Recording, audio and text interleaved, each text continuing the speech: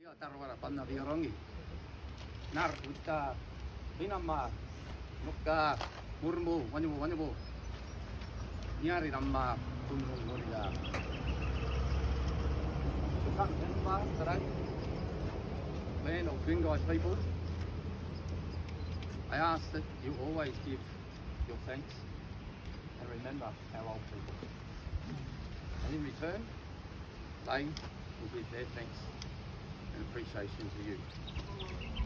So for me, always, murma doya, make us talk, mukka yuki, wanibo, and always give them love.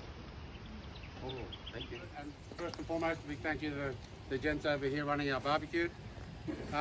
Dark liquor, chick and antique, chick clothing, Reliance Motors, Dungog Fruit and Veg, IGA Dungog, Norco, Coffee Bean Cafe, Dungog Motorcycle Club, Barrington Bakery, Stella Bistro, the Long Room Cafe, Dungog RSL, the Bank Hotel, the Magpie, the Flower Shop Dungog, Dungog Warriors, big cheer for the Warriors, Bowling Servo, Country Elegance, Dungog Events, Dylan and Felicity, Jay Dylan, Susan Dylan, Michael and Carol Dowling, all of the ladies who sent sweets for dessert, looking forward to that bit, Doug Spedding, Brad Irwin, Darren Wright, Tiger, Brian Thompson, Royce Burns, Bernadette and Tracy, and our powerhouse workhorse, Greg Ahern.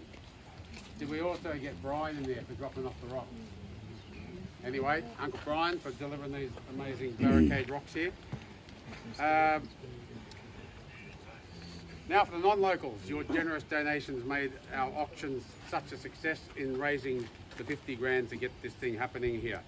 Paul Cupid, Neutral Corner Fight Promotions, Preston Campbell, Reuben Hickey, Tia Manton, Robert Cliff, Master Jewelers, Riverside Oaks, Amos, Castle Hill RSL, the Veteran Boxing Association, Kathy Cardellini. Thank you. Big round of applause for all those people.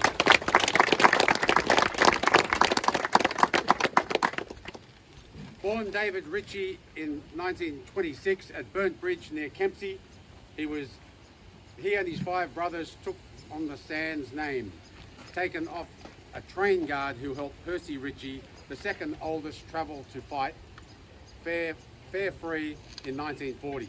Proud representatives of the Dunghutti people, the praying mantis mob, the Fighting Sands brothers are arguably Australia's greatest sporting family. At the time of his death in a truck accident at 26 at Dungog, just down the road there, Dave Sands was rated #1 middleweight contender in the world behind champion Sugar Ray Robinson, and had scored his 97th victory, 62 KOs against 10 defeats and a draw. In his 11-year career, Sands held the Australian light heavyweight,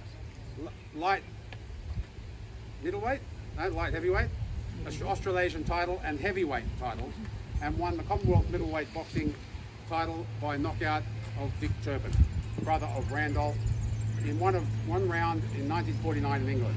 He beat future middleweight champion and Hall of Famer Carl Bobo Alton twice, first in Sydney and then in Chicago.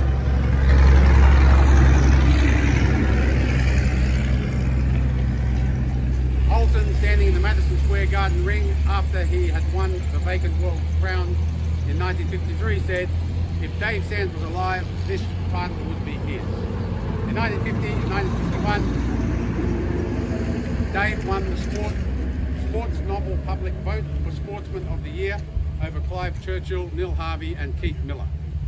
The man the Americans called the boxer with the educated left hand received his due when he was inducted into the World Boxing Hall of Fame 1998 at a ceremony held in Los Angeles.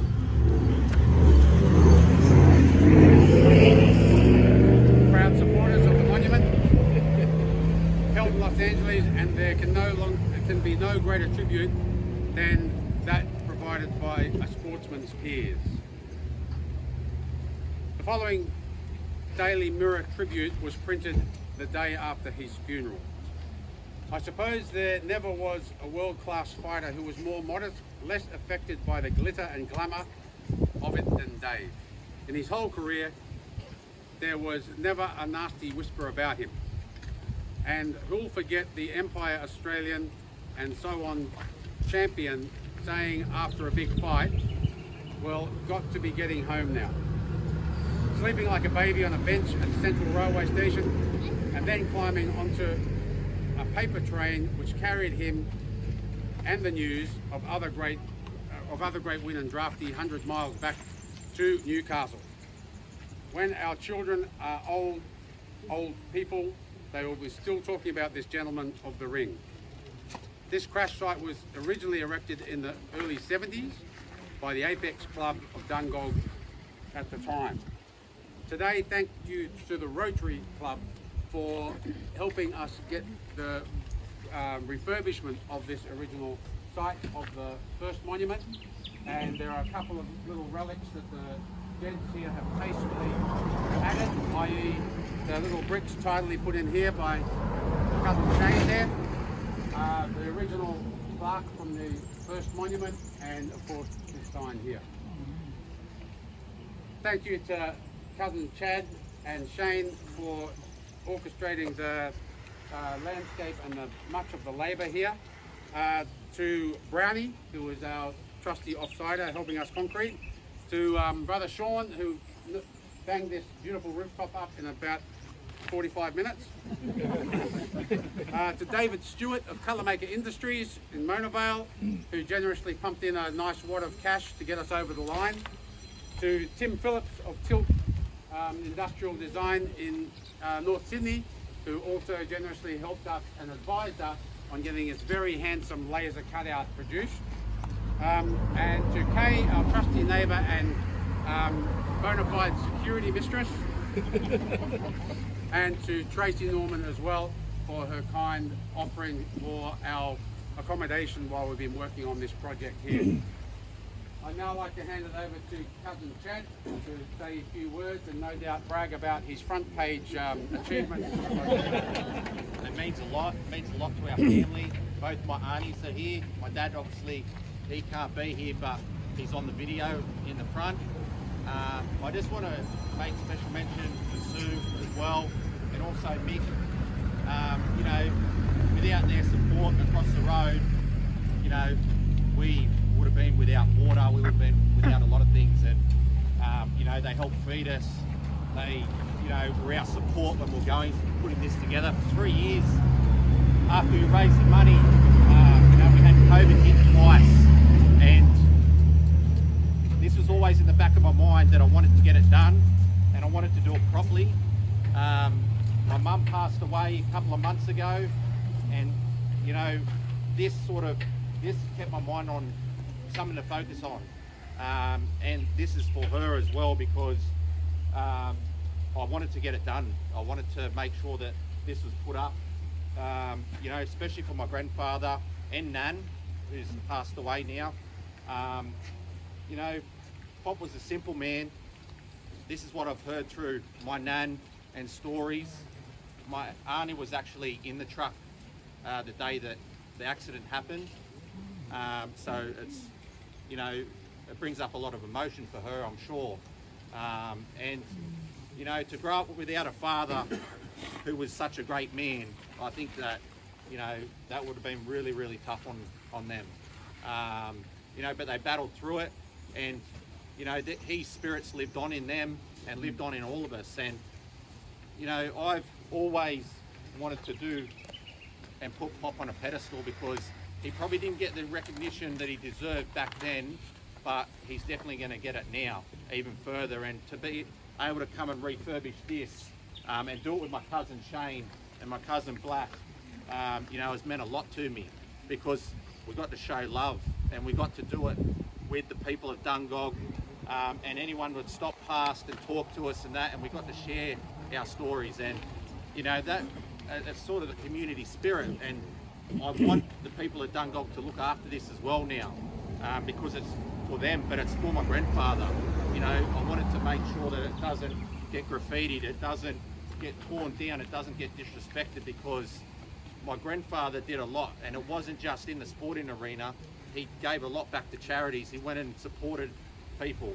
He did whatever he could to put a smile on people's face and help change their lives. And, you know, with this being put into place, we've now got to focus on the Kempsey one as well. That is in the works. But this one here is special to me.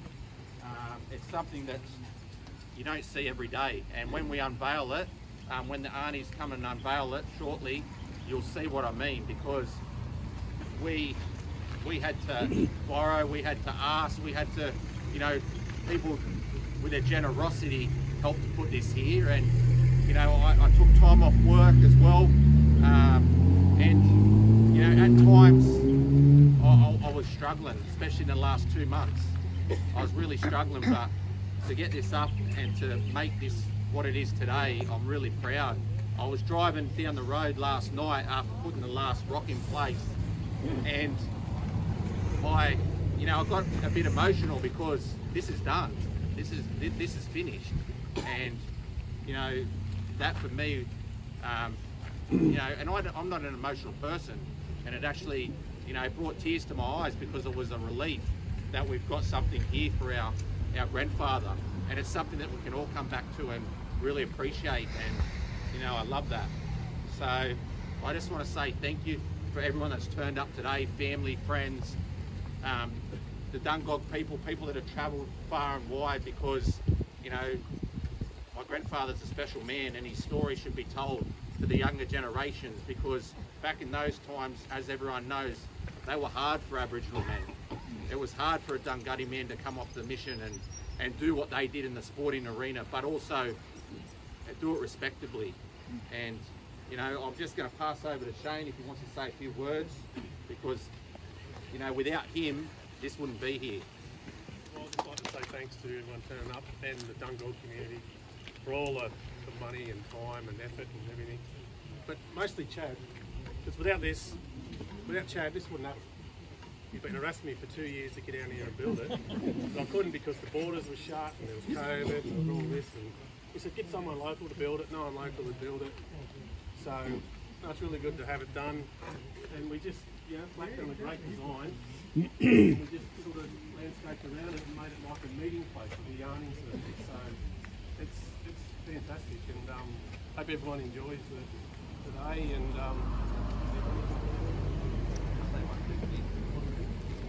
it's not completely finished. We've got a QR code that'll be going on in a couple of weeks, so people will be able to come up with their phones and scan it, and it'll come up with all these videos, all this information. So we don't have to have a sign up, but there will be a QR code there. So.